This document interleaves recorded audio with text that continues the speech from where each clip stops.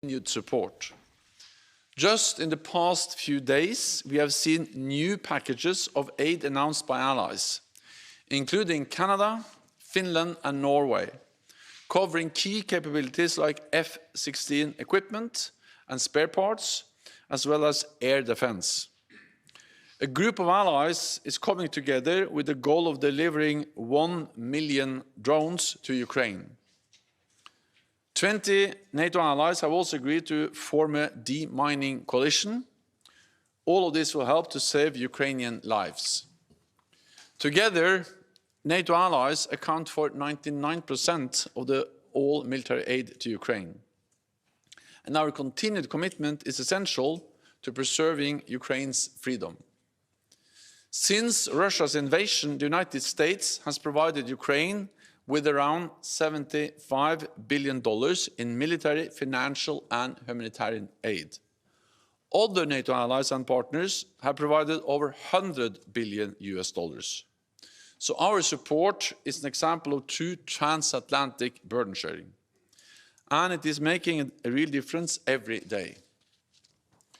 Today, we decided to create a new NATO-Ukraine Joint Analysis, Training and Education Center in Bydgoszcz, Poland.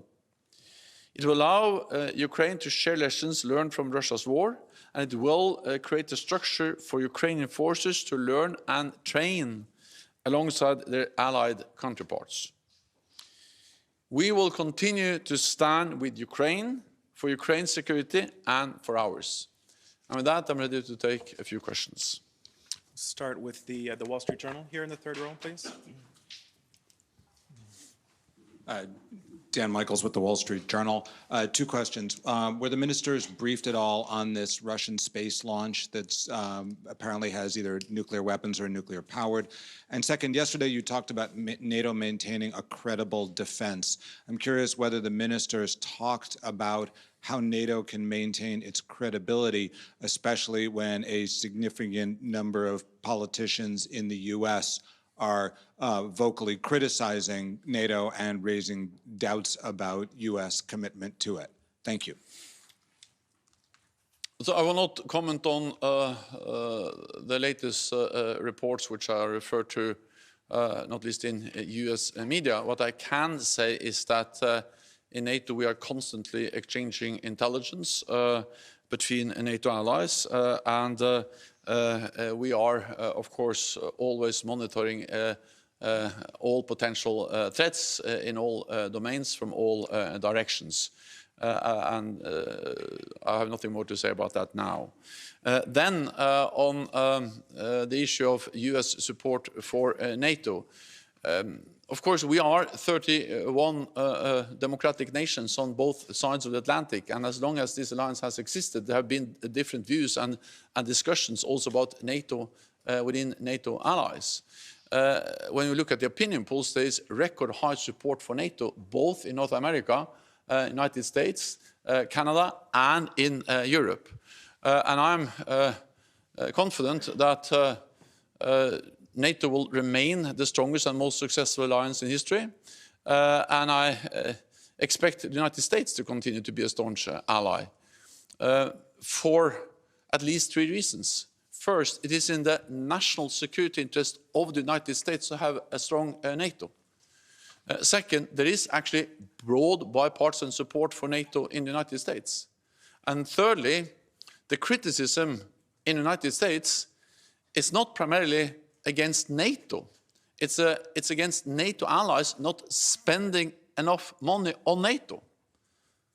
And then actually we have a very good story to tell, because for many years it was a valid point and a fair case to raise from the US side that European allies and Canada did not spend enough. But things have really changed. With increased defense spending across Canada and Europe, and with now record high investments in Europe and Canada, and more allies are meeting the 2% target. It is in the US interest to have a strong NATO because no other major power has anything like NATO, more than 30 friends and allies. And that makes the US stronger. The US accounts for 25% of the world's GDP. Together with NATO allies, we account for 50% of the world's economic might and 50% of the world's military might. And we have to remember also that the US have never fought alone in a war. They've always been there together with all the other allies, from the Korea War to Afghanistan.